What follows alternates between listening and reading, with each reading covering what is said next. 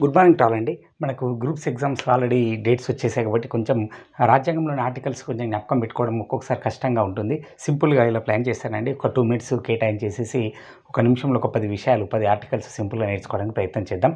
మనము చివరి ఇంకా 4 ఉన్నటువంటి వాటిని సీక్వెన్స్‌లో ట్రై చేసి చూద్దామండి ఇక్కడ.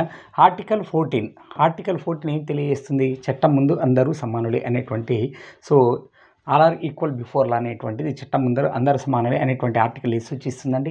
ఆర్టికల్ 14. నెక్స్ట్ ఆర్టికల్ 24/14 అనుకోండి. 24/14 14 సంవత్సరాల లోపల ఉన్నటువంటి పిల్లల్ని హానికరమైనటువంటి ఫ్యాక్టరీలో కర్మాగారంలో పని చేయనివ్వద్దు. అది 24/14 అనుకోండి. 14 ఇయర్స్ లోపల ఉన్న పిల్లల్ని ఫ్యాక్టరీలో పని చేయించరాదు అనేటువంటిది ఆర్టికల్ 14.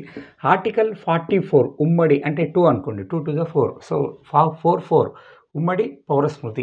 క్రిస్టియన్స్ మనకు వివిధ రకమైన రిలీజియన్స్ ఉన్నాయి కదా, అందరికీ ఒకే రకమైనటువంటి ఉమ్మడి పౌరస్మృతి కలిగించాలని చెప్పేసి మనకు ఆర్టికల్ 44 తెలియజేస్తుంది.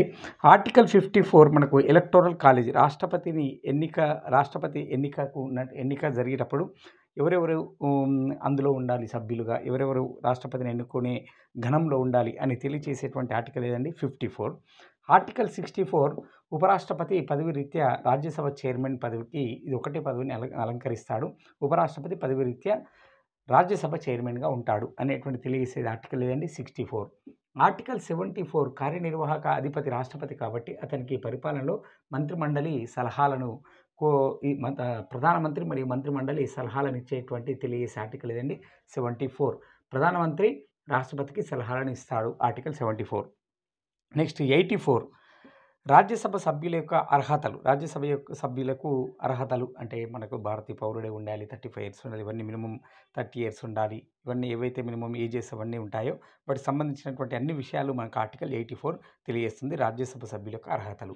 ఆర్టికల్ 94 స్పీకర్, డిప్యూటీ స్పీకర్ పదవుల ఖాళీలు మరియు వారి యొక్క రాజీనామాలు వాటికి సంబంధించినటువంటి అన్ని విషయాలను ఆర్టికల్ 94 తెలియజేస్తుంది.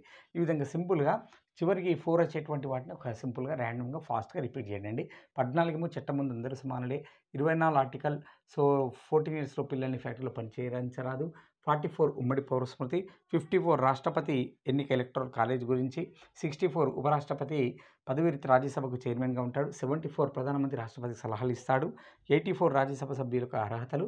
94 స్పీకర్, డిప్యూటీ స్పీకర్ పదవుల ఖాళీలు, రాజీనామాలు. ఈ విధంగా ఒక్కసారి 2 మినిట్స్ కేటాయించి రిపీట్ చేస్తారంటే it's goes to permanent memory. Thank you అండి. Thanks to all.